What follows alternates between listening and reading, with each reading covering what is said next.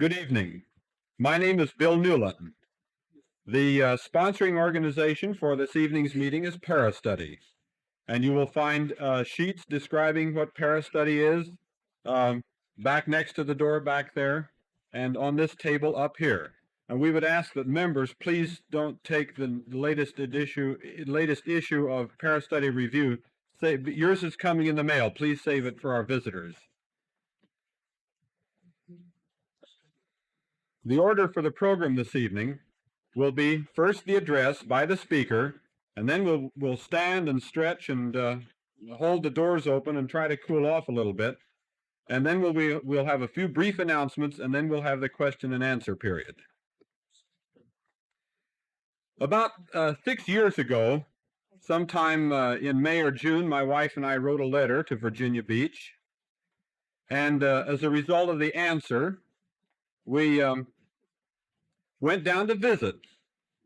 We had a talk with a very pleasant, a very patient gentleman in a bright sports shirt and Bermuda shorts, and he talked to us about Edgar Cayce. This gentleman gave us at least an hour of his valuable time, if not more, and then introduced us to Esther Wynn, whom I know some of you have heard of. This, as I remember, was the last year of her life. Well, it's November now, and Bermuda shorts aren't quite in order, but that gentleman is here this evening, and he's going to talk to us, and his subject is going to be Earth changes. I take very great pleasure in introducing to you Mr. Hugh Cayce.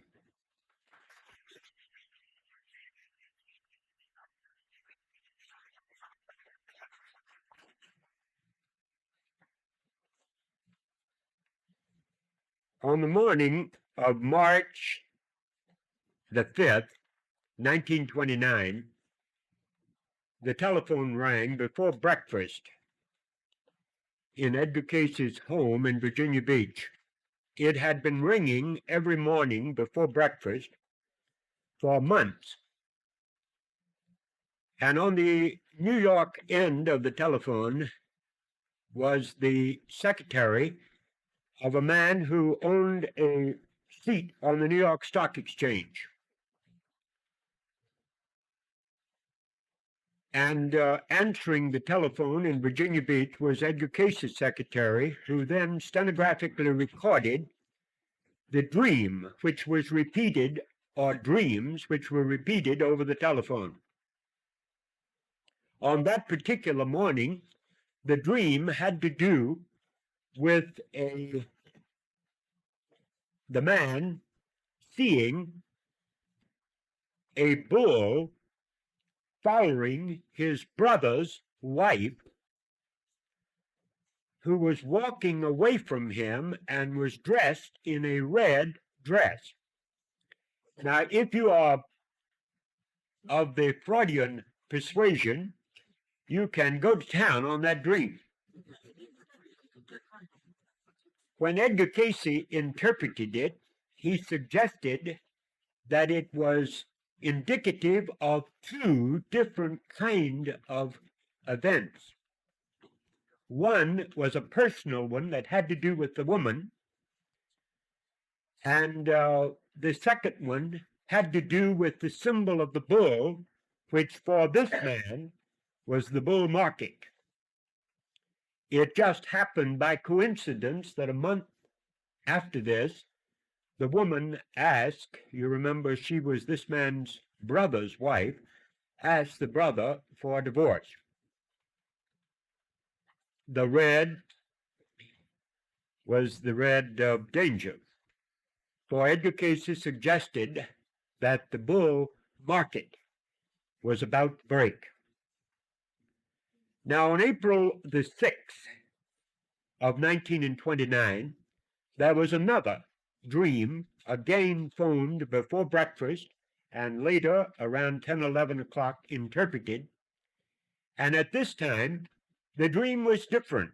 It was a large group of men standing around a body that seemed to be dead or unconscious. One of the men had a large hypodermic needle, And the dreamer was standing in the crowd of men, and he recognized these men as members of the Board of Governors of the New York Stock Exchange. One of the men was commenting very simply, "You know, we can't support this any longer. There's nothing else we can do for it." And then, "What is this man doing here?" Turning to the dreamer. "He should know about this, and we'd better get him too." Fortunately, in the dream, he was able to escape. Now, the interpretation that Edgar Cayce gave that morning, later that morning, was that here again was a warning of a coming event.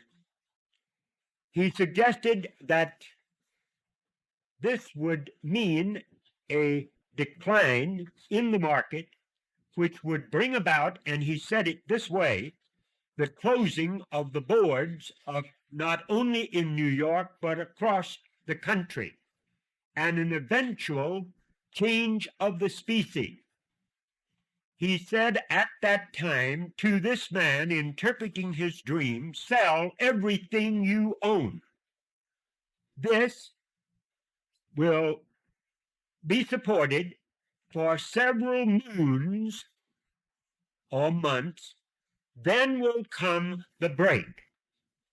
This is a panic."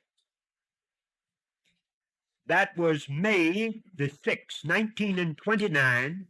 In October, as you know, of that year, one day 6 million shares changed hands, and we were in the middle of a decided break in the market.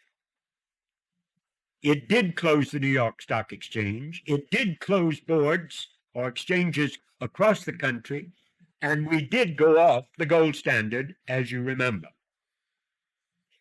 It did symbolize, apparently, the beginning of a panic. Now, during the war years, let's leave that story sitting right over here on top of this gentleman's head for a few minutes, and let me put up one over here for decoration, against which we can talk for a few minutes. During the war years, and I frankly tell this one as a story that has a little bit of color, as well as suggesting precognition and prophecy. During the war years, Mr. Starling, Bill Starling, of the White House Secret Service, decided to retire. He had been in the White House or been connected with the Secret Service since the time of Teddy Roosevelt, and he was retiring. He wanted to have a book written about him, and he came to his friend, Edgar Cayce, to get a reading with another friend of his, a Mr. David E. Kahn. Now, Bill Starling went to school with Edgar Cayce in a country school near Hopkinsville, Kentucky, when they were both youngsters about the same age. The reading was given in Virginia Beach with Starling present and David E. Kahn, his friend, and Edgar Cayce's friend, present. The questions were asked about whether this book would be a good idea, who should write it, who should publish it, and would it be a saleable book. Very naturally, apparently, from the unconscious state, Edgar Cayce suggested that Tom Shagru should write the book. Now, Tom was in Florida at the time. He had written There Is a River. It was very logical for Edgar Cayce, even in an unconscious state, to select Shagru, let us say, as the author of a book for his friend. But the publisher was changed. Henry Holt had published There Is a River, done a very good job with it, has continued to do a very good job with it. But Edgar Cayce suggested Simon & Schuster as the publisher, the right publisher for this book. But he went on and stuck his neck out and said this will be a bestseller. and in detail indicated approximate number of copies that would be sold within a certain length of time following the publishing of the book. And he said that Simon and Schuster would publish it when it was ready. Now, the thing hadn't even been started.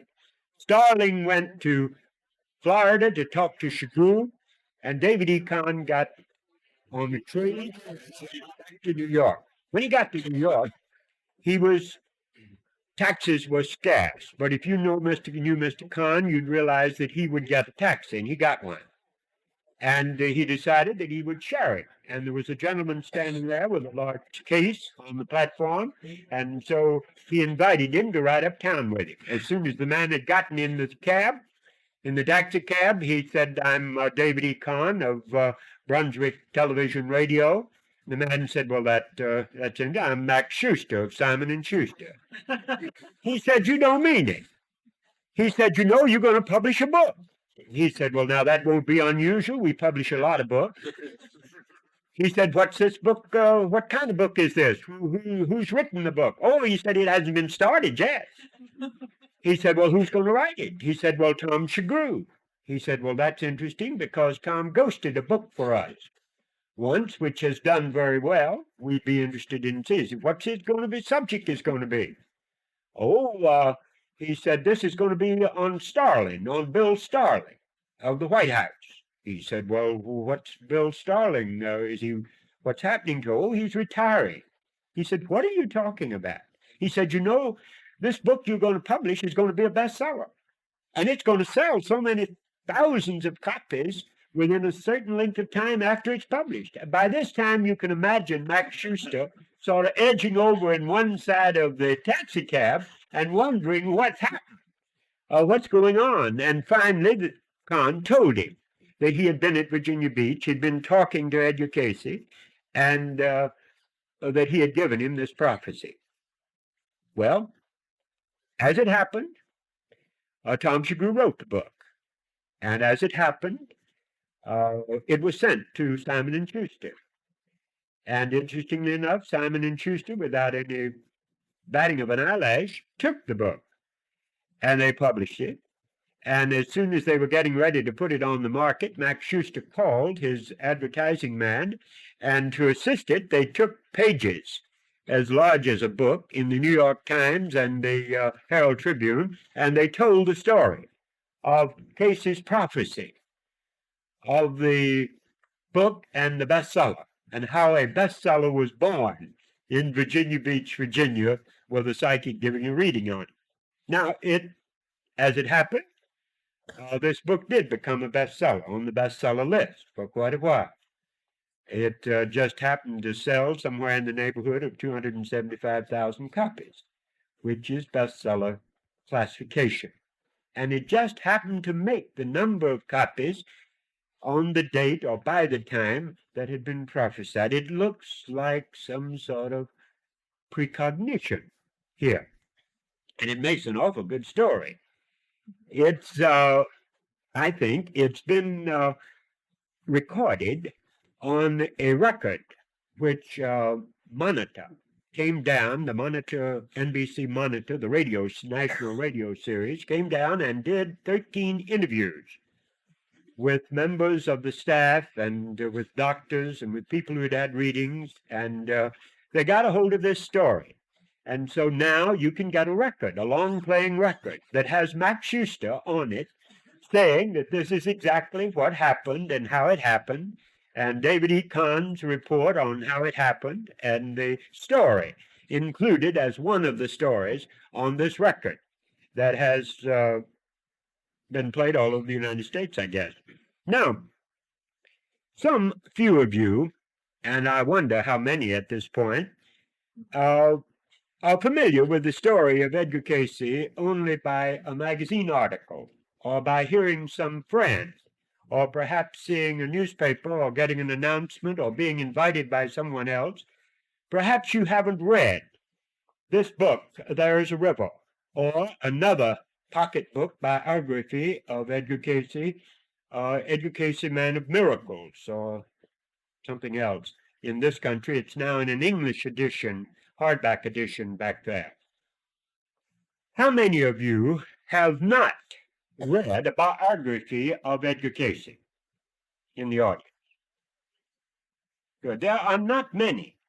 Now, as I did the other evening, and I'm cutting down the number in Philadelphia all the time here, will you, the rest of you, please go to sleep for a few minutes while I talk to these people who have not read a biography and give them a thumbnail sketch of this man so we'll know what we're talking about. It will be very brief. Edgar Cayce was born on a farm near Hopkinsville, Kentucky. As a little boy, smaller than this one, and continuing as he got this size, he had psychic experiences. He thought that he saw little people that he played with, not imaginary playmates, but actual little people. And I think I hear chairs coming. I hope so. Also, he talked to his grandfather, who was dead. He used to meet him in the barn and have conversations with him. So he said, he had strange visions of light and voices in light. And his family actually thought he was a little peculiar, and they worried about him. But his mother read the Bible to him quite a bit and encouraged his reading of the Bible.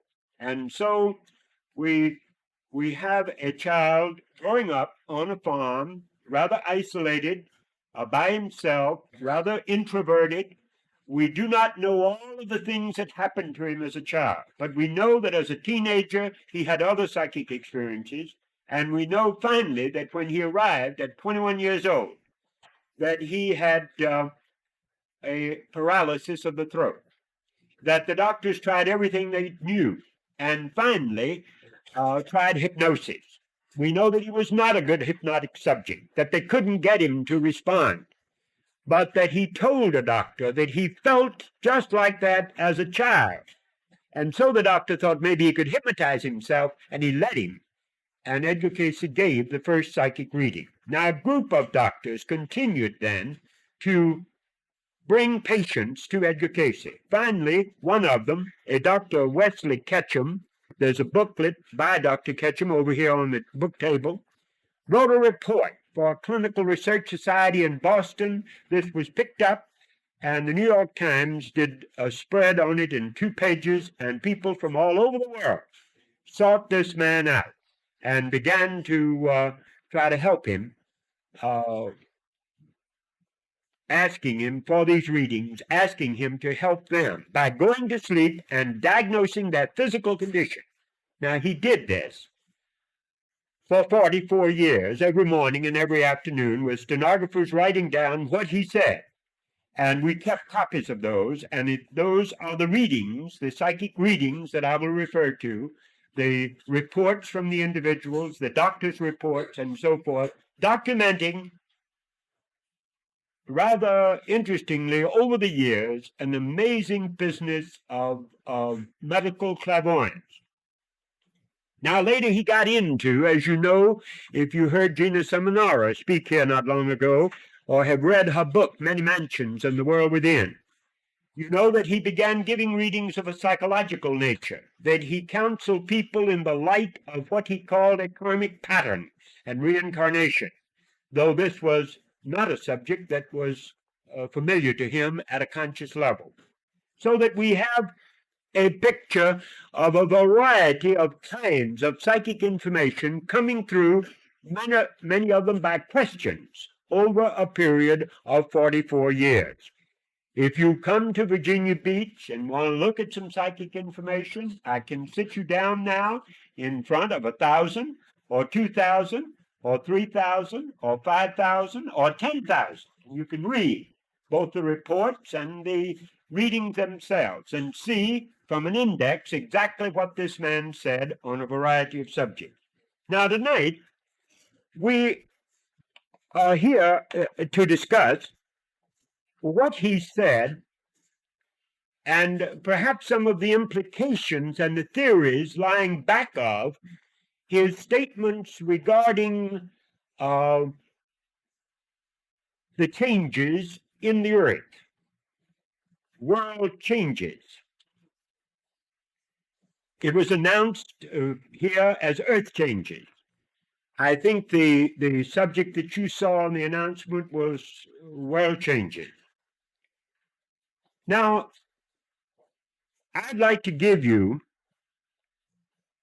a quick statement of a number of different kinds of information that deal with these changes in the earth. You can check these out, you can read them. Some of you have already read them in these two booklets, one called Times of Crisis and the other one, The Earth Changes. This one is a simple compilation of readings, exactly as Edgar Cayce gave them, back as far as 28, 29, 30, 31, and so forth. They're questions that were asked by groups of people who came to congresses at Virginia Beach. This is a study by a geologist, and it gives both information that has been checked out, as you'll see, and information that yet has to be checked as time flows along. Now, you realized, I'm sure, from the first two stories, that there occur in the Edgar Cayce files, in these readings from time to time, what looks like precognition. This is one of the most interesting, one of the most fascinating areas for psychical research. You know, you investigate telepathy, the possibility that thought can go from one mind to another. You know that you explore the idea of clairvoyance. If I stacked a deck of cards here after they'd been mechanically shuffled, and you could call the deck correctly down through, whether you were using a Xena cards of the 25 with symbols or a deck of playing cards. Playing cards would be harder. It might be easier for some of you.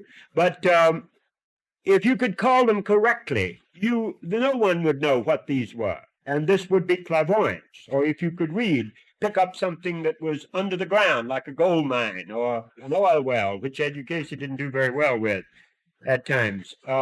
This would be clairvoyance. Now, there's also communication in the psychic field. There's also retrocognition, or looking back. And we involve ourselves in retrocognition, looking back into the history of man, as we also involve ourselves here in precognition. And I will, before the evening gets too much further along, be discussing with you the most difficult subject in all psychic research, and this is the matter of man's understanding of time, which, according to Edgar Cayce, we don't know beans about at the present time. Now, there seems to be then this ability to somehow, sometimes through dreams, sometimes through simple statements that he made, to look ahead in what we call time. He looked ahead in a whole series of readings in this time of crisis.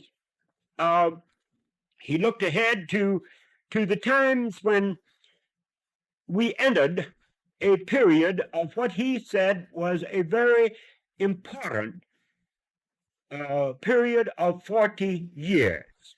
Now, we began this period, according to Edgar Cayce, in 1958, and we will finish this in 40 years in 1998. This, by the way, coincides with a very interesting date in Nostradamus, if any of you are familiar with his prophecies. Now, Edgar Cayce first started talking about 1958 in 1928, and he continued every once in a while in readings to refer to this period of transition, this period of speeding up of man's experiences in the earth. He said that in 1958, for example, that we would discover the rules, the law, which would enable us to produce anti-gravity machines. Now, this may or may not have happened. You'll find in Earth Changes the geologist's documentation of a discovery made in 58 or announced in 58, which has been completely hushed up, that may or may not, we do not know. The geologists suggest that it may be the forerunner of this particular anti-gravity law. It has to do with magnetism, and you can look that up for yourself. It is the only happening so far that we've been able to identify as a possible confirmation of this 1958. But he said other things. He said, for example, that there would be a tremendous discovery. Now remember, he's saying these things back in 28, 29, 30, 31, along in there. About 58. There would be a tremendous discovery in connection with the telescope that would mean eventually a great deal to man. Now, I watched faithfully all the reports and wrote to the observatories at Palomar and so forth to find out if they discovered anything in 58. I started in early 58 and I kept right on through. And it wasn't until the latter part of 58 that, as you remember now, the announcement was made. You can look this up in your World Almanac, which is the best place to check a lot of these things that I'm talking about in connection with the booklet. The radio telescope was expanded through the use of a ruby crystal, was just doubled in its capacity in 1958, a radio telescope. Now, this is the impact and the picking up of sounds coming in from the stars, the galaxies, you know, the radio telescope. So he was telescoping all right, but he didn't say which kind at that point, and it let us off for a little while. He also made some statements that in 58 we would begin to see the possibilities, which would not be developed for some time, but would begin to see the possibilities in solar power, which he said is far more important to man and will be eventually far more useful to man than atomic power. Now, we've got a long way to go, apparently, and yet the president of Caltech in 1958 made the statement that in his opinion, solar power would become man's greatest source of energy. And as you know, our Sputniks, our little gadgets that are investigating the Venus and off to Mars and so forth have solar batteries on them. And the radios that are radioing the television and so forth are solar powered all over the place. Now, we haven't extended it yet in any sense, but you'll see in a few minutes, I think, where Edgar Cayce suggested it was coming into expansion and development in another direction that can be extremely important for man. He made an interesting statement which proved out in terms of the blood analysis. Now, those of you who have been interested in the old Abrams machine and radionics feel that blood analysis from the drop of a blood, the analysis of a man's physical condition has been going on for a long time. You may be right.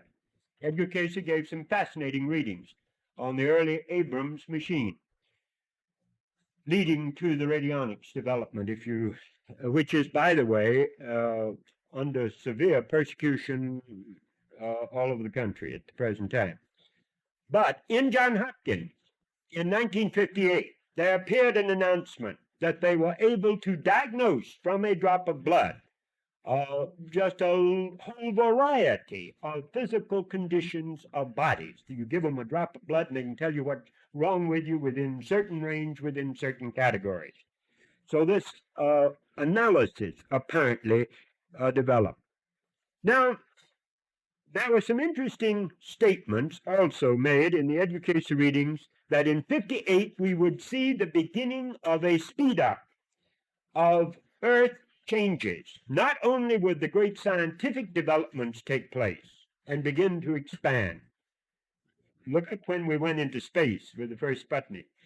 But also the economic, the social, the political changes all over the world would begin to speed up, and we would move into a 40-year period of tremendous expansion in all directions. This includes the tremendous growth of interest in ESP, in the exploration of man's mind, the unconscious. But he said some very startling and rather upsetting things, which I frankly, personally hope he's dead wrong about, that have to do with Earth changes. Now, the thing that's bothering us at the moment is that so far he has been reasonably accurate. He spoke of the Yellowstone earthquake. If you remember that, and the whole mountain slid, a few people got hurt, but it was quite a violent shake. He located it pretty specifically after 58 in that area when somebody asked him about San Francisco, and he said, no, from a severe quake, very important quake, in connection with the overall changes, will take place in that area. He spelled out this upper Utah Valley area there, and it is an earthquake area, of course. And this quake did occur, as you remember. And he then referred to the Chilean earthquakes and the shaking of South America from the tip to the bottom of it, the top of it to the bottom of it, along the coast. And he spoke of areas, specific areas in South America that had never shaken before in the known history of man. And this the geologists got quite disturbed about, and that is actually the one thing that started him looking in these directions. Now, the Earth changes, as the geologists discovered this Chilean quake, and that it had happened in the time sequence, he went back and he checked a very interesting, very exact statement about Earth changes. And you'll find it on page 21, 22, and page 30 in this book. It's an interesting statement. For it was in August that Edgar Cayce was giving the reading in 1926, in which he stated that between the 15th and the 20th, within and around these dates, there would 3 major Earth activities take place. A sizable quake in California, a sizable quake in Japan, and severe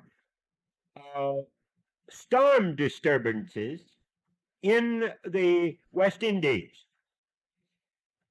Now, think about this for a moment. In August of 26, talking about October, he's just looking ahead a few months. But look at what he's looking at. He's picking a few days, 5 days there, in which we have to have an earthquake in California, a measurable one, and it was a real big one that did occur. An earthquake in Japan, and a severe storm, a measurably severe storm in the West Indies. Now, if you look up what happened, you'll see why the geologists got disturbed.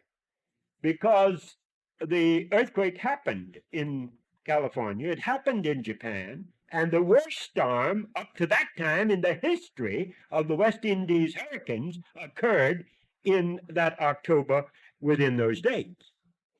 Now, this is pinpointing, and it's serious. When you can sense or see in some fashion this kind, so it set the geologist really working at this. Now, when Edgar Cayce went on to say that we were faced with earthquakes that will demolish most of Japan, when we are faced with earthquakes that can demolish or bring about an, I never can say this word exactly, inundation, which means tidal waves, water covering most of Lower California. And you've got him talking about things like this as many years ahead as you have. You begin to take a good look at what this means and why this is possible and what it means to you and me at a personal level. Now, his statements that you can watch very soon now, if they happen, if they don't happen, why, you can say, well, something was askew and we can forget about his prophecies. Edgar Cayce wasn't a very good prophet until one of them hits again. He says that in 68, 69, there will land appear off of the west coast of Florida, off of Bimini. Probably this, as best we can figure this out, as the geologists can figure it out, it will occur between Bimini and the Andros Islands. There's 100 miles there of very shallow water. And so those of you who go to Florida for the winter will not have to worry too much. If that land rises in that area, it probably will not flood all of Florida, just part of it. And land can come up 12 or 15 feet in that area, and we can have islands in that area again. Now, if this happens, it will be in connection probably with movement of land in the West Indies. Any of you who have read these books, I know, have been watching that volcano that's been spewing smoke and ashes and so forth out of that city down there in Central America, because this is a chain around through that area. Any of you who've been watching it know that the West Indies has been shaken within the last few years, very gently, but shaken. Now, there's a volcano down there that you can keep your eye on. It's Pili, and it once blew its top and killed thousands of people. It's on the island of Martinique. Edgar Cayce says if it explodes again, if it becomes active again, that within 3 months following this, we will have the destruction of Southern California. This is why I hope it doesn't happen. I hope he's wrong. I hope something can be done about this. And so you say, what can be done? But let's look, before we turn to some of his theories, and some that we can discuss about the theories of prophecy and so forth, let's look at a couple of other things that he has had to say. He's talked about, in a very interesting fashion, the race question. Now, in these same times of crisis, in these readings, you will find statements about the soldiers and the tanks and the blood and the mob violence in the streets of America prior to the time of the death of the second president in office. Now, one died. You see, these were given before Roosevelt's death. And one died, and the second one, before the second one died, in office. We had, and have had, as you know, mob violence and deaths as a result of this, and even soldiers and tanks patrolling the streets in some of our cities, and racial strife. And he said this in connection with racial strife. Now, if you're at all in question as to what Edgar Cayce thinks about the racial question, you of course should look at the reincarnation theory very carefully, and you should look at his statements about the one blood, the people of this earth, and the importance of dealing with every human being as every other human being in the light of each entity as a soul, as a spiritual being. He's pretty strong on that, and you can read it here, if you will. He also has some interesting statements on, well, let me read you before I depart to Russia. let me read you an answer to one question that he gives in times of crisis.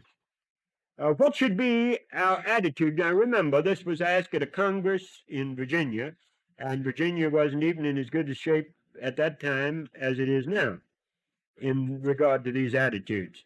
What should be our attitude toward the Negro, and how may we best work out the karma created in relationships with him?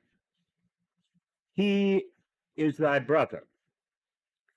Those who have caused or brought servitude to him without thought or purpose have created that which must be met within their own principles, their own self. These, the Negroes, should be held in an attitude of their own individual fitness, as in every other form of association. For he hath made of one blood the nations of the earth. About Russia, he had some interesting things to say. You should read those too. He talked about the difference between the original freedom that occurred in Russia and the ideals and the principles that motivated that first break of freedom, and the subsequent development of the communistic direction of suppression and so forth. And he indicated there would be a movement away from that.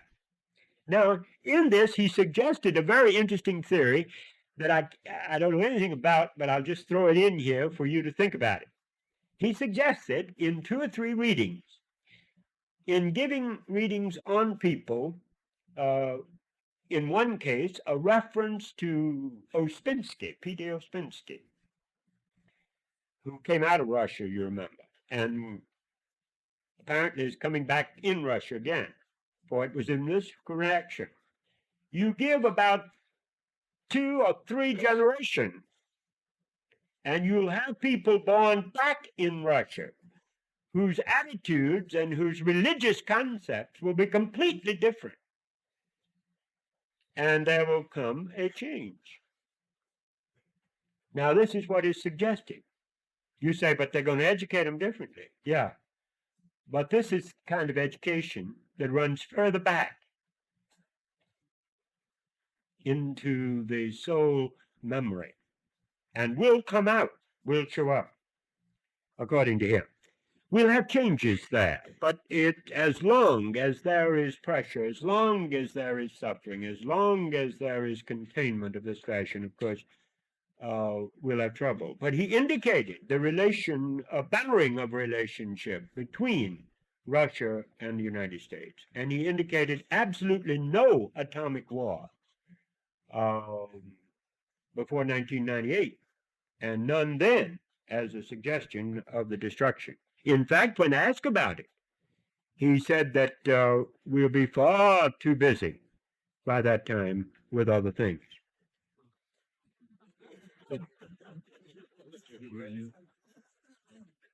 Now, I want to turn with you. I could stop and read these references. I've got them here. I can give them to you by page number if you want to look them up. But rather than get into these, I see that we're running toward already 30, 40, almost 50 minutes here.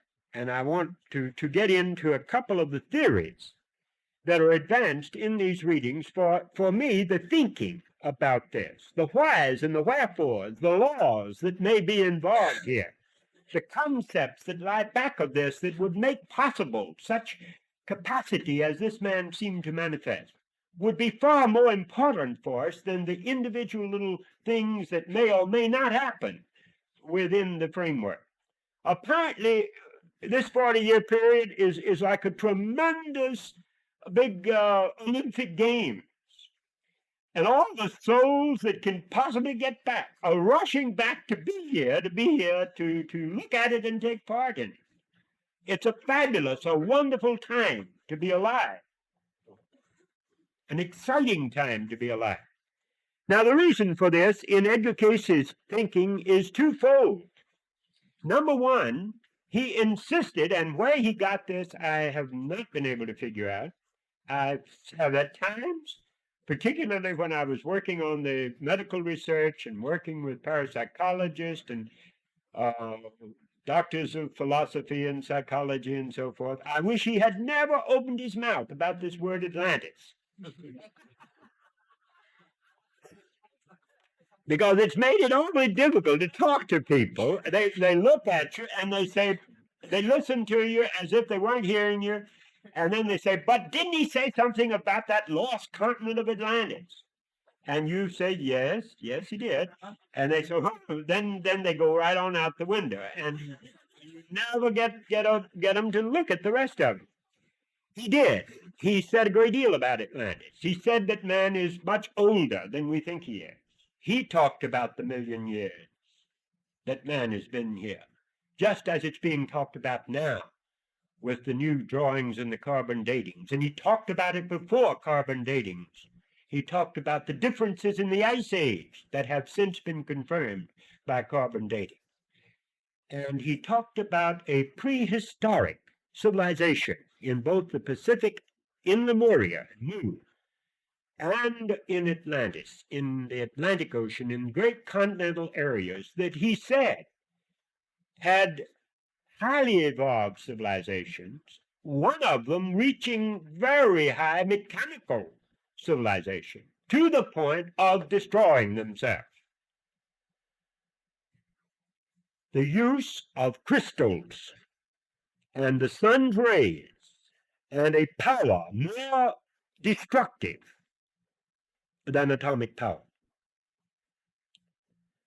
Now, how can this be? I do not know, but you know, if you know anything about the modern science at all, that the development in the field of crystals has raced ahead. It was ruby crystals that multiplied,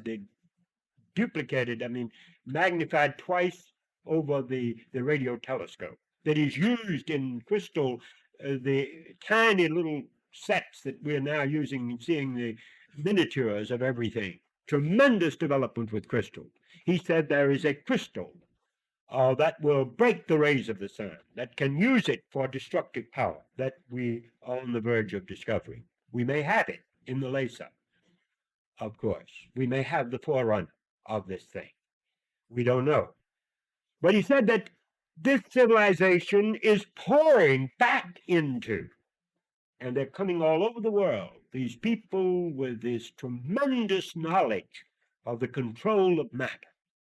These people, these souls who do not relate to other people, but relate beautifully to things, who controlled things, who control people in masses by glandular manipulations, by hypnosis in mass, by drugs in mass, until a few controlled entire masses of people.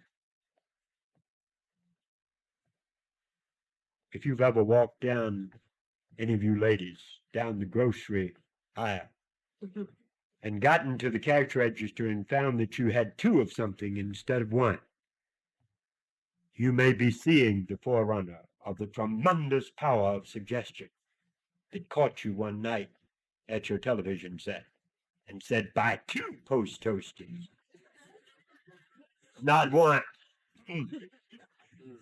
You may have 6 boxes on the shelf at home, but you end up with 2 more as you go down the aisle. I don't know. But there is in this material, this concept, this theory, that this man in the unconscious state, without any prior knowledge of this continent of Atlantis, he'd never read a book on this subject in his life, so far as anyone has ever been able to determine. There was never such a material in our home from the time I could remember. I talked with his father and his mother, the people that he worked for. My mother, who went in and out of the bookstore, which was not a bookstore, but a gift shop with some gift books in it that he worked in, he never read, had any concept of this until he began to give information of this kind in 1926, about halfway through this career. Here he says then is this tremendous knowledge pouring back through these people who were already highly evolved and are rediscovering and will carry on and advance the discoveries that they made then, and will again have to decide whether they will destroy or whether they will heal mankind's miseries. For the technical knowledge, the control of energy and mass, matter as we call it, we have. And we're getting more and more of every day. But we are unfortunately not keeping up in terms of the spiritual progress of man in his control and his understanding of himself. This is why I have suggested this inward venture. There's another theory, though, that's involved here that I would want you to think about, and it's far more important than the one that I have just suggested to you as a possible explanation for the critical times that we are facing. Edgar Cayce, all of his life, moved into, apparently, when he lost consciousness, a realm of the mind, a stream of mind, a collective unconscious, a world of thought form, if you will, that is more real than the world we call this world. And we're living in it simultaneously as we live in this one. Now, this is hard to get a hold of, and yet you know instinctively that this is true. For you know how important thought is, particularly creative thought. You know how important it is to think out, to design, and to plan in the mind the design of this microphone before you try to mold the design into mineral. If you could see the thought form that came ahead of this, you would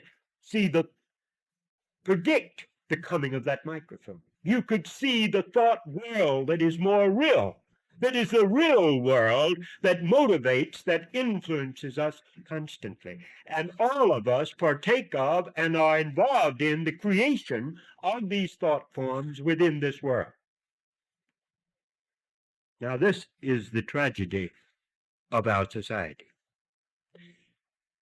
On the other hand, it is the opportunity for you and for me to do something about the situation in which we find ourselves, and it is probably the only way, real way, that we can do anything about it. You and I must not try to change the Democrats or the Republicans, or the Russians even, or the neighbors, or our mothers and fathers. All we have to do to save this world is change ourselves. Change the thought patterns of the mind that is the builder until it begins to shape the creative and the constructive thought patterns. We must give up the hate and prejudices and fears that we build into dragons, that we build into devils that haunt our world, that make us sick in body and in mind, that are putting 1 out of every 2 people in mental hospitals in this country right now. 80% of a survey, I've got the paper somewhere in my pocket here, I cut it out of your paper here today. 80% of a particular rate of mental illness alarms doctors. 80% of a particular area surveyed in New York City, 80% of the people talked to were mentally ill and still walking around outside. Now, this is the result of thought. This is the result of negative emotions. This is the result of self-pity.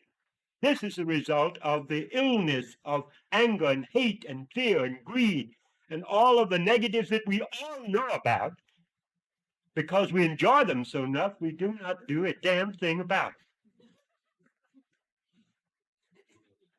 Now, this is where we can make the change, and we'd better make it, or face destruction worse than any hell the Southern Baptist ever dreamed of. This is our responsibility. The negative thought.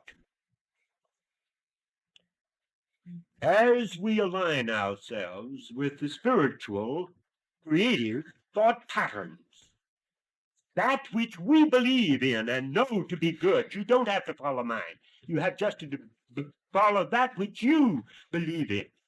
You will grow, and you will begin to be a channel for spiritual energy and spiritual power into this earth.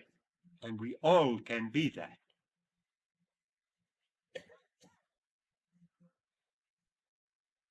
The coming world changes. The responsibility for the coming world changes lies right in our hands, individually and collectively.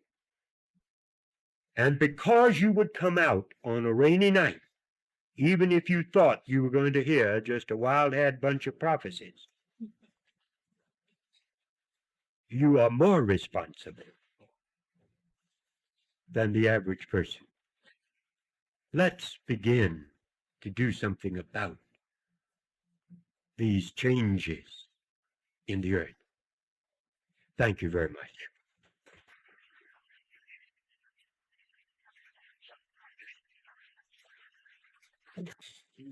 Before we begin the question period, there's still a lot of chairs over here. You ladies that are standing, won't you come sit down? If the people come back, why, just appear not to see them. They're ghosts.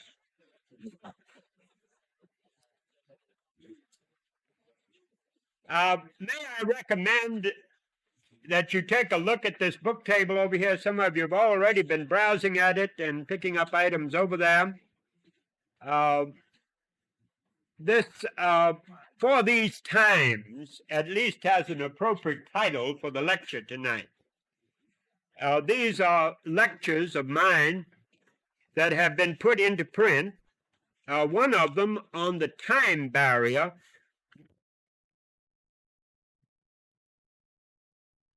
You a quick running survey of the field of prophecy that I thought I did a fairly decent job on.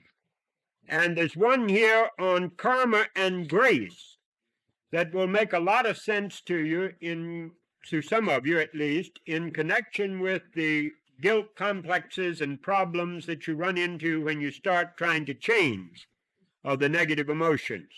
All of them are designed as lectures for the modern situation that we're in. As the Quaker would say, I have tried to speak to our condition here in that booklet. There's also this Search for God that has the chapter on meditation in it, which I think is perhaps the most important single kind of material that Edgar Cayce gave.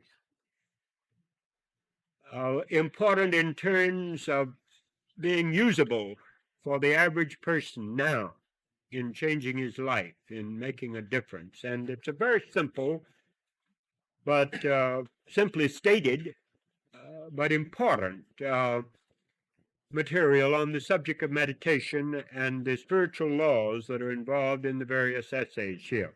This is the book that is used for our study group program, the ARE study group program throughout the United States. Venture Inward I have held up and referred to several times. It's a general survey, up-to-date survey of what's happening with the study of the education materials and what I've been doing before and after Edgar Cayce's death in connection with psychical research.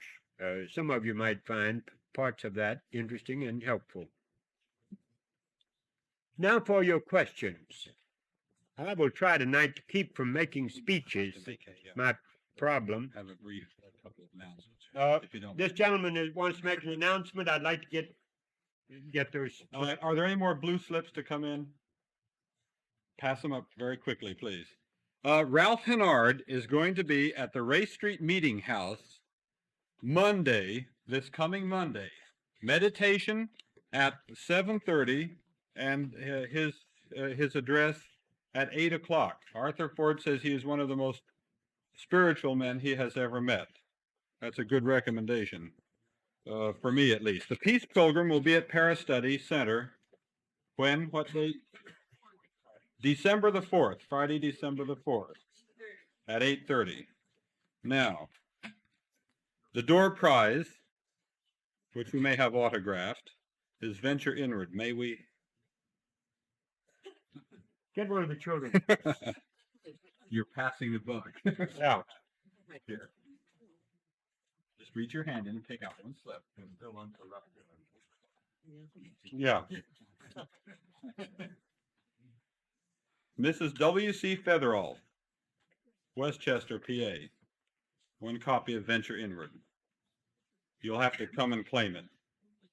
Now, for our questions and answers. Please. Hugh, Lynn. Is Mrs. Featherall here? Yes. Right here. Over there. Very good. Yes, sir. Did you find any prophecies among the readings indicating either the success or failure of our efforts to reach the moon and planet? No statements about it, no questions about it, sir, that were mentioned.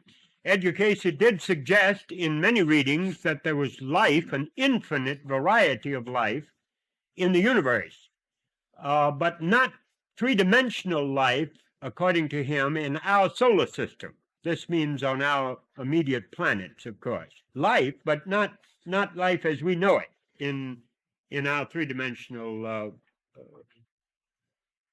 figures. Bad vibrations in New York and This lady is asking about New York City and the destruction of it. He did mention this, but it was so far off in the future that, beyond 1998 or around that time, that I didn't mention it. And it's so much closer to us also than California that...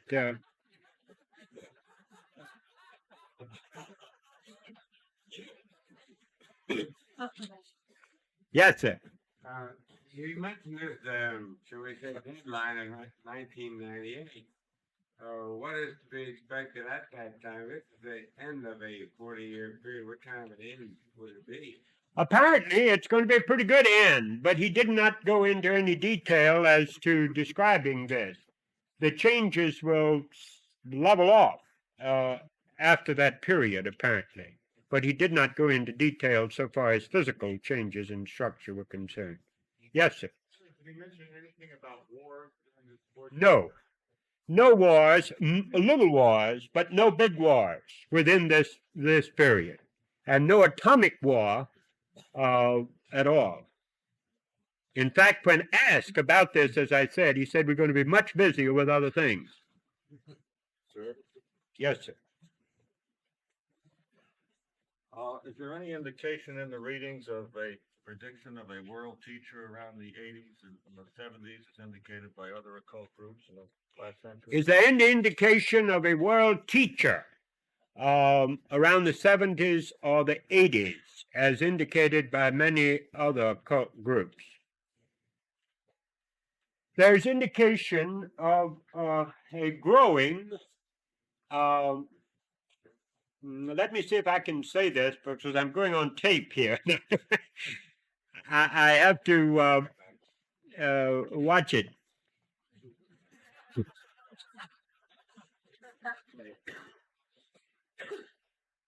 My interpretation of what he has said about a world teacher, and it is just my point of view and my opinion, has to do with a speeding up during this 40-year period of the appearance of the Christ to many people at an individual level, all over the place. It's occurring now, far more than some of you realize. And that this will speed up so that it becomes groups and masses toward the end of this 40 period. Now, what's going to happen, I think, is greatly dependent on individuals here. Now, this may be, of course, just Edgar Cayce's interpretation. There are forerunners of this. If any of you, I can't remember whether some of you are here who were with us in Egypt and Palestine here on the trip. You know, there's somebody in Egypt now that's very, very important, apparently, according to many points of view. And there's also somebody in Palestine now that's very important from some points of view. Edgar Cayce did not mention these by name or by place in that connection. He did mention this constant, the beginning of the seeing and the presence of the visions of the Christ, multiplying in many places. Yes. I think I remember reading one time where it said that there would be a great discovery of some importance, and it was in symbolic language near the foot of the Sphinx. Is Yes. this person in Egypt now you're talking about? No, was this, this is just for the tape record, I have to repeat these, that was the discovery at the foot of the Sphinx, this person that I was speaking about in Egypt. No, these are records, the records of the Atlantean history. That is supposed to be buried in Egypt. Now, no excavations are being allowed until after the Aswan Dam finishes flooding, and they have moved all the artifacts, all of the buildings above the dam, that they're moving very fast. Then I think there will be much more exploration in Egypt. But the area that Edgar Cayce described, that there's things there, has never been excavated. It's never been dug up at all. And it is out in front of the Sphinx, not right at the foot of it. And it is supposed, according to him, to be records, Atlantean records. Now, whether this will be opened by earthquakes or be opened by people, I don't know the answer to. Yes, ma'am. I was wondering, did he say anything about cures for diseases? We have so many diseases. To find cures for diseases. Did Edgar Cayce say anything about cures for diseases? Yes, he had a great deal to say about this, of course, and a great deal particularly, again, refer back to the psychosomatic medicine. Even the average MD today will tell you that 85, maybe 90% of his patients doesn't have anything wrong with them except in their minds and their emotions. And this cure is the main cure that man needs to perfect in the world today. Yes, there's a great deal in the readings about various specifics for specific diseases and about patterns of treatment and philosophy of health, so to speak, in the readings that is very important. Yes, sir. Did Edgar Cayce ever predict his own return? Yes, he mentioned it in several different times and places. He had a dream once, which has been published. I have it in Venture Inward, and it's in other places too, of being born in 2100 in Nebraska, in a seacoast town in Nebraska.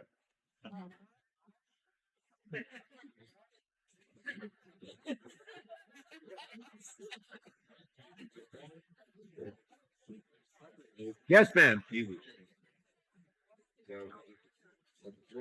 I'm not hearing you yet.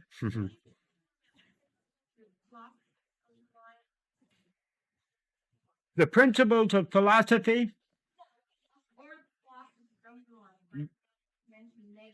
Oh, it would require a whole lecture in itself. You'd better read some in this field and then write us about this, or come and take some of the courses. The philosophy chapter in the back of There Is a River is a good place to begin. It's in the pocket book as well as in the large book, And many of the idea of man's coming into the earth, this before the beginning pamphlet over there contains a whole set of readings of the original projection regarding the original projection of man into the earth. This is basic material there. There are many of the booklets and pamphlets that would have some of this philosophy in it that it would be easier for you to read than for me to try to speak again on this. Yes, ma'am. Did you ever mention anything like that? Radio picture and web. Well, I mentioned his series of readings. Did Edgar Cayce ever say anything about radiesthesia and other progressive techniques? I mentioned his readings on the Abrams machine and the diagnosis from the drop of blood, if you remember, just in passing. Yes, we have some readings on some of these areas, and he also described the construction of certain mechanical appliances that I think may well deal with, and the people that have worked with them so far feel that they may deal with energies of the body that we are not yet electronically able to measure. Yes, there's some material in this area. Yes, ma'am.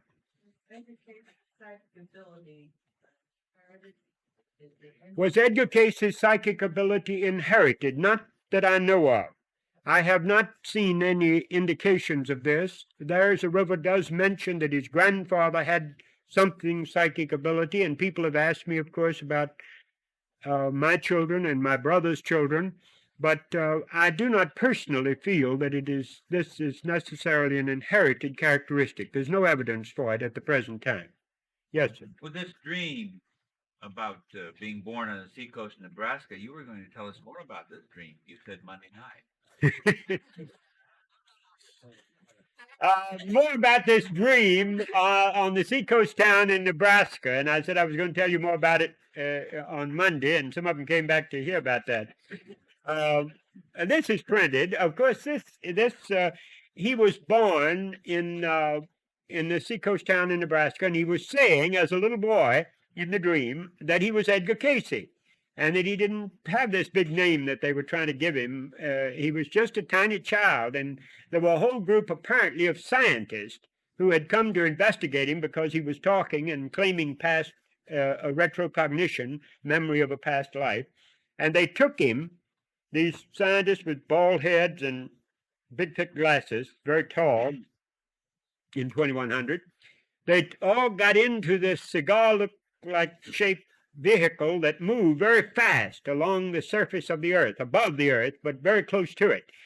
And they went to Detroit, where they could find some records of him. So that part of the country was up. And then they went to New York to look, and they sort of circled around by New York. They were headed toward Virginia Beach. And New York was in a bad way. It was being rebuilt. And he couldn't tell, he said in the dream, he couldn't tell whether it was from, something had torn it up from below or torn it up from above. But they were rebuilding it. And went on down to Virginia Beach, and things were going fine down there. Everybody was very, very busy. And this may be wishful thinking, of course. You get into all sorts. But Edgar Cayce indicated that he might come back then, that this might be an actual precognitive experience and that he might be back then. He also suggested he was coming back about 1998, but he did not amplify this, and we didn't talk about it very much. I'm trying to arrange to get back around the same time. It's quite difficult to make these arrangements ahead of time. Yes, ma'am. He didn't mention it in passing. I don't know. All the time. I'll be Yes, sir. probably underwater. By way of checking the accuracy of Edgar Cayce, a friend of mine picked up a book that he thought he was competent in. He would have come this evening if he could. But it was the Great Pyramids. Mm-hmm. And he was questioning the 10,000 BC date. Mm-hmm. This friend of mine has worked in carbon-14 dating, has done some of it with scrolls and so on. So he feels personally competent in it. And he says that in the dynastic period there have been about 100 dates of artifacts confirmed, with just a few discrepancies that were fakes or mistaken identity, and in the pre-dynastic period about 10 or 15 confirmed, all agreeing with a conventional interpretation, which is disputed by Edgar Cayce, Mhm. and also that the 5 degrees north-south accuracy, 5 minutes north-south accuracy mentioned by Edgar Cayce, corresponds to the period of 3000 BC, and it would be a bigger error than that in 10,000 BC because the North Star shifts. Mhm. So that all of this evidence ties together, the scientific evidence ties together, Mhm. and indicates a 3000 BC date for the Great Pyramid. Mhm. Now, how do you reconcile that with what Edgar Cayce had to say? Well, at the present time, how do I reconcile what appear to be, and there are many of them, in the archaeologist measurements, current measurements of the date of Cheops, the ruler Cheops having built the Great Pyramid, rather than the date having been much earlier, as it is indicated. I think your friend would agree, if he were here, and you should ask him, that all Egyptologists do not agree on this, that there are differences of opinion at these levels.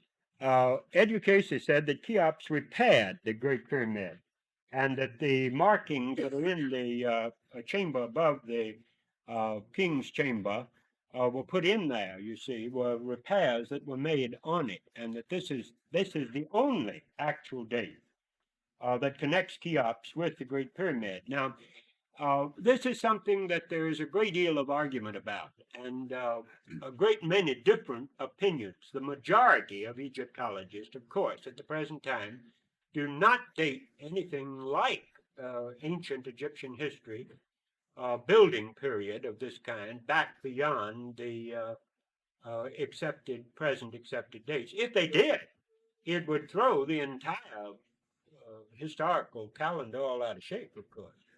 And I think we are simply going to have, now everybody in Egypt will tell you, and I had the curator of the museum at Cairo say this, he said it to our whole group who were there for a lecture, that 10% of Egypt has been dug up so far. That Nile Delta has covered up and covered up and covered up and covered up, and they know this. And there are whole cities covered up there, and everybody knows that. And the amount of archaeological actual digging is very small in proportion to the total history so far. And I think what may find, if the readings are correct, is that the civilizations have been covered up, that there's vast historical periods there that are still underwater. I mean, still under the surface of the Nile that has been covered for a long, long time. This is the point of view at present, and I have no way of course, of arguing with the actual so-called historical evidence. It is very slender so far, as I'm sure your friend would tell you. It isn't much yet that they've got to go on, and there'll be more, I think, coming.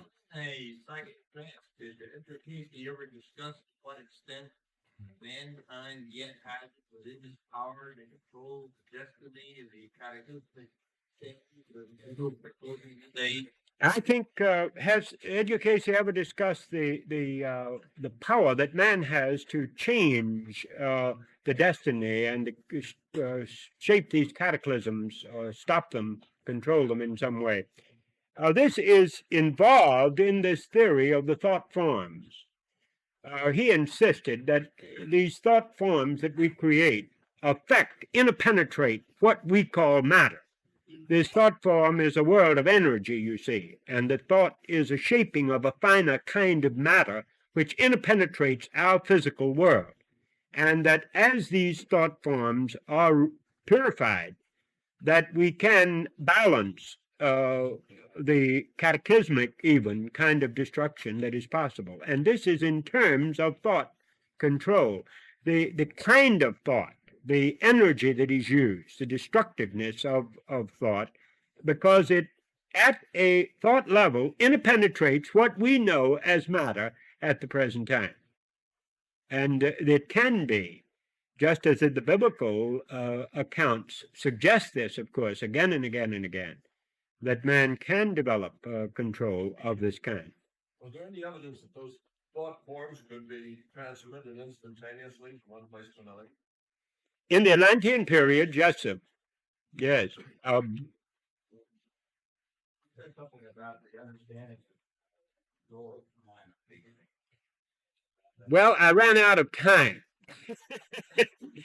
In order to discuss this question of time, Edgar Cayce kept insisting that time should be always written time-space, that energy is involved here, and that that man does not understand space, and he doesn't have any concept of time, that he just doesn't understand time. Time is not like he thinks it is at all.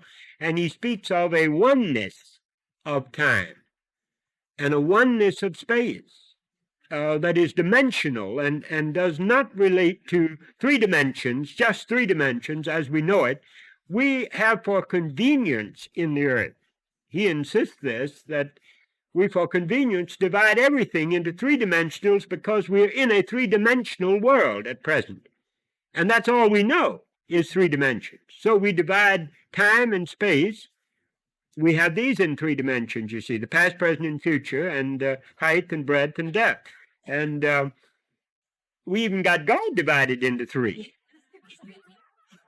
We have a tendency to see everything in through the dimensional world, the finite world that we're looking at. As Blake put it beautifully, if the doors of perception could be cleansed, man would see everything as infinite, for he has shut himself up until he sees all things through the narrow chinks of his covering.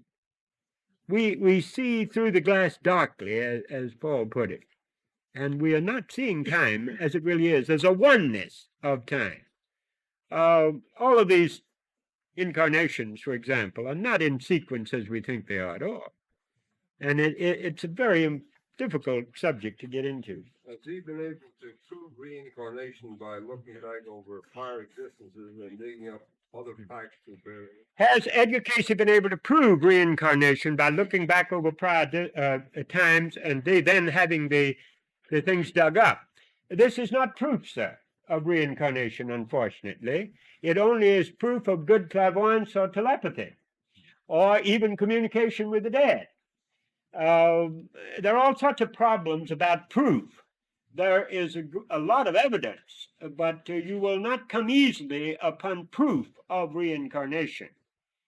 For example, hypnosis went back and picked up, as Bradley Murphy, the past life of the individual, and some things were supposed to have been checked out. But you got many differences here. You hypnotize an average person. If he's a good subject and ask him to give you his past incarnation, he'll give you one. Then you hypnotize him again and ask him where he got it, and he'll give you some book or motion picture or magazine story that he read that he's picked a character out of and given it to you because you wanted a past incarnation. Now, this does not disprove reincarnation, but you've got the problem of when you're doing this, of whether you've got a medium and whether you're communicating with a dead entity who is telling you about the time they lived, rather than the past incarnation of the person, as they may be claiming even. The best evidence that I have seen recently, of course, is of a scientific, so-called scientific nature, is Ian Stevenson's 300 cases of memories of people of past lives that have been checked out, that a psychiatrist asking the right kind of questions has checked out in all over the world. Children, many of them remembering. And it is not easy, to have a child learn all the details of some past experience and then go and check that out and find that such a person lived, did such and such a things, had such a wife, such a house, and so forth. And he's got 300 cases of this that will soon be published in the American Society's Journal. Yes, sir. Isn't it true that there's always at least 2 explanations on things that can be checked? If you can check it by normal means, you can also argue that it could have been the same sources could have been checked by paranormal means without involving any reincarnation memory. Well, this is what I've been saying, that there are many possibilities. The point I'm making is not that this is sometimes possible, but that it's always possible. You'll never find a case in which it isn't possible. Well, this depends on what you consider to be the evidence here. I would not be willing to say that at this point. Some of Stevenson's cases are extremely hard to get around in the detail. Yeah, not impossible. Well, when you get enough of them, it gets like the blanket of coincidence. You get it stretched so that it just seems impossible that it could possibly stretch that much without carrying. And the evidence here. Now, more interesting, I think, is from our point of view, are the readings that Edgar Cayce gave on children that have since grown up and have developed the talents and skills and capacities and weaknesses and so forth that he indicated as coming from a previous incarnation. There are a good many of these now, besides the actual records of the people. For me, the evidence for reincarnation is accumulating. There's so much of it in so many places, of so many different kinds, that it becomes convincing by the weight of, just accumulating so much of it that it seems impossible to explain it all away. That it's just, plus the fact that the theory itself makes so much better sense than most theories that try to answer the same kind of questions, to me personally. But this is another business. Another question, yes, sir. Did Edgar Cayce foresee the coming of World War II? He apparently, and that's in that times of crisis, saw the end of it. Even the attempt on Hitler's life is indicated. He didn't say that it was but he raised questions about the probability of it ending because of some drastic event.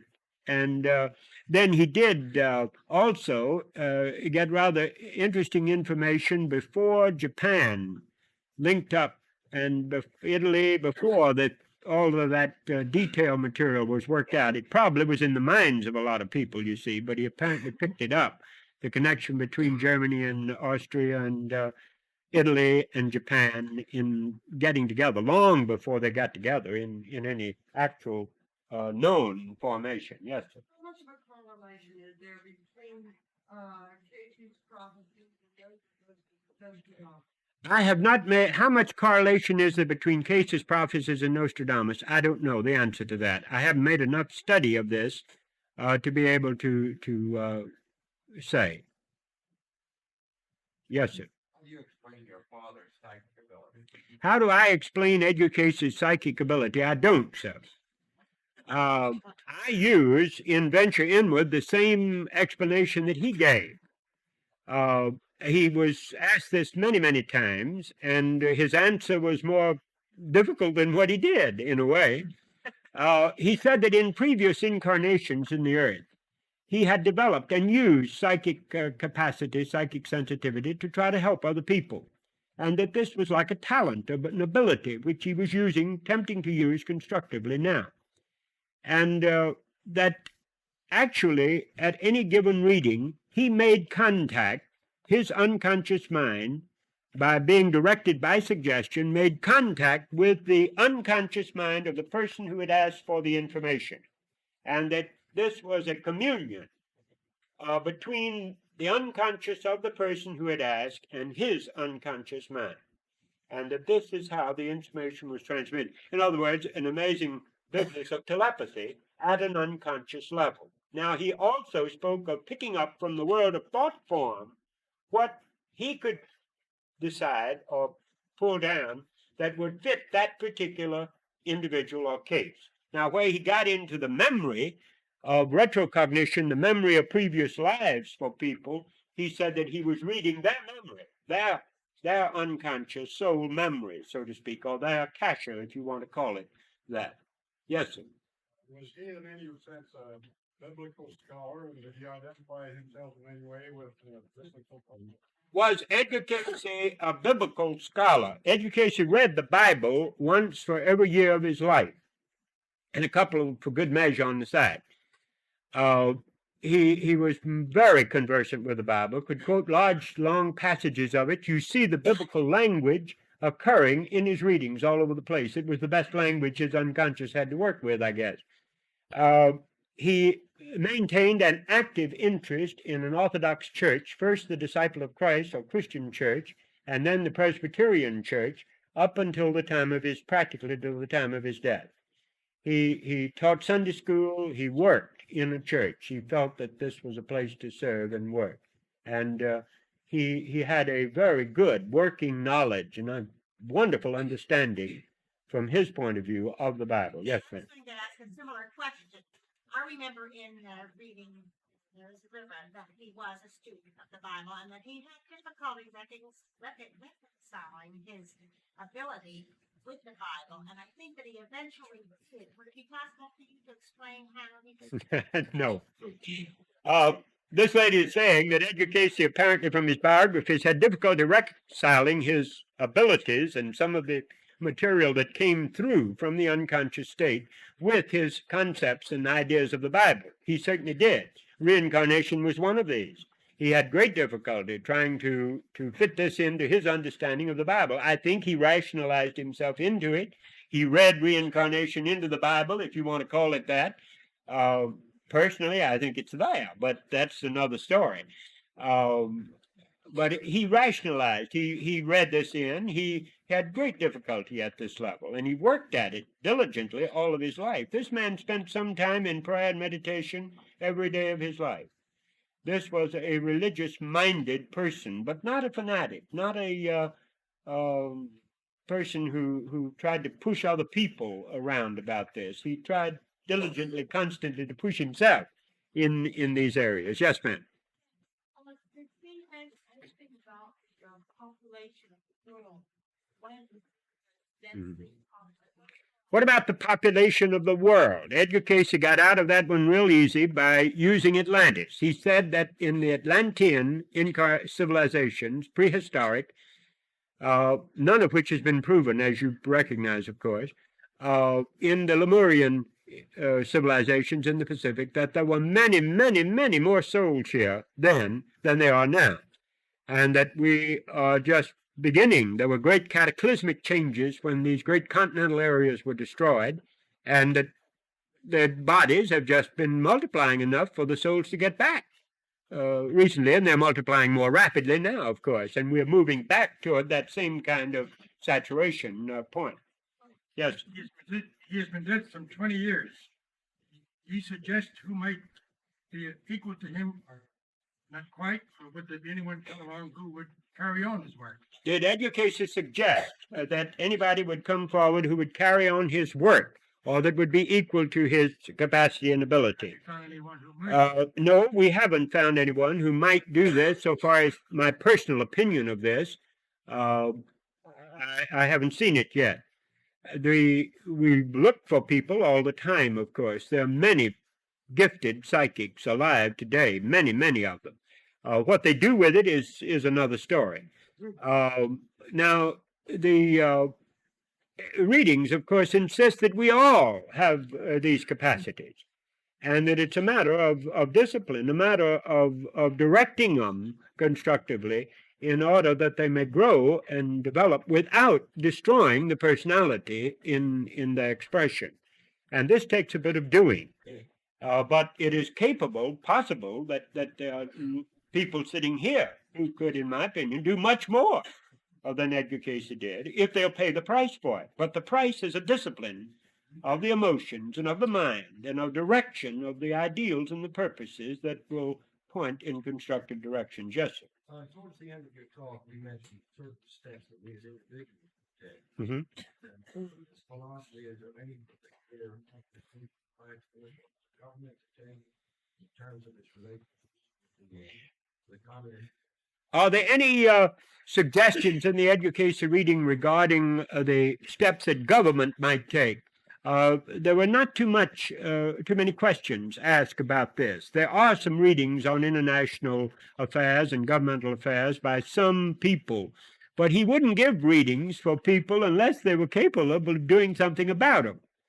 And we had too few top government officials, people who were able to initiate such things, coming and asking. In other words, the average person couldn't do anything about it, and so he couldn't get anything through Edgar Cayce that would be applicable at that kind of level. He maintained this position all through. There are a few, but nothing that I could suggest or speak at. I could point or speak to at this point. I think I could show you some of these readings. First time you're at Virginia Beach, they're not published in book form or pamphlet form at the present time. Yes, sir. Did Edgar Cayce want to explaining the talent, the faculty, or the gift of psychic he had? Did he ever imply or say that he was getting any form of assistance, third world? So far as I know, throughout Edgar Cayce's lifetime, and I asked him these questions, I heard psychic investigators and psychologists and psychiatrists ask him these questions many times, he did not have guides and controls. There were no changes of personality. There were no changes of voice. It was Edgar Cayce's voice. It was amplified. It went up and down, but it was his voice.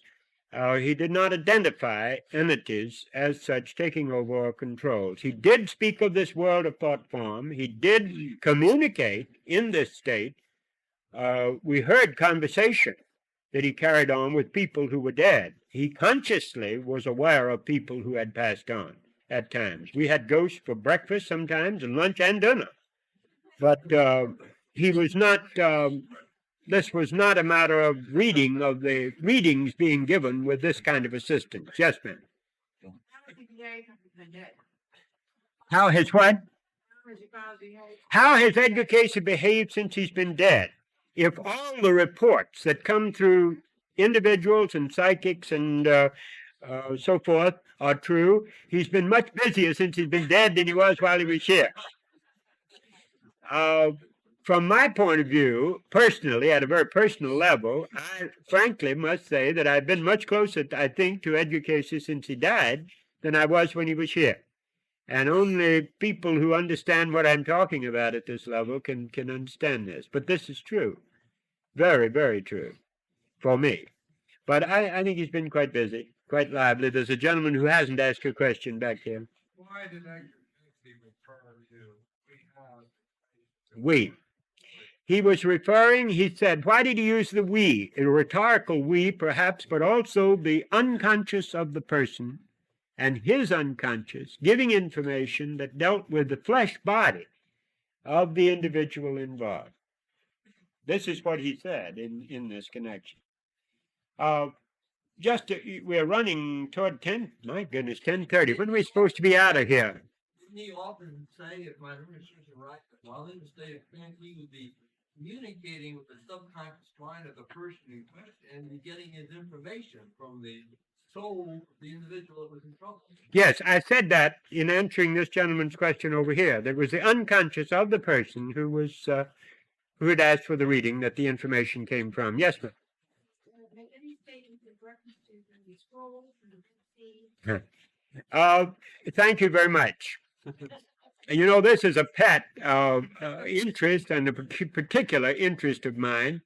I hope very shortly after the first of the year to go back to Israel for the sake of taking another look at this. There are some 50 to 60 references in the Edgar Cayce readings going back as much as 12, 15 years prior to the scroll's discoveries, in which he mentions the Essenes and specifically mentions the Essene community on the northwest coast of the Dead Sea, which is now known as Qumran. Now, in this, one of these readings, I think he gives an accurate description of the location of this Essene community at 12 years before the scrolls were discovered, and 14, I guess, or 13 years before the community itself was dug up. He has identified in that 40 or 50, 60 readings the outstanding New Testament personnel who were associated with that community And he identified the same people that the scholars have identified since the discovery of the scrolls, namely, of course, obviously John the Baptist, but also John, the writer of the fourth gospel, and James, the writer of the Epistle of James. These are these two writings are the closest to the scroll material, and all of the scholars say that they look like an Essene influence at this point. These are the two that Edgar Cayce mentioned particularly, along with John the Baptist, of course, who was connected. Yes, there's a whole picture of Jesus' early association with the Essene that's involved in the Edgar Cayce readings. Very interesting and most controversial at a religious level. Yes, ma'am.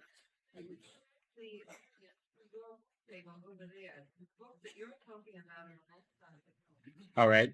Our books that we've been mentioning and so forth are over here, and I hope somebody will pull the table out and get behind the table so that the people who want to get the books can get to them. And if we move those chairs back right in front, people might be able to get to the table a little bit. Maybe if we pulled it down this way.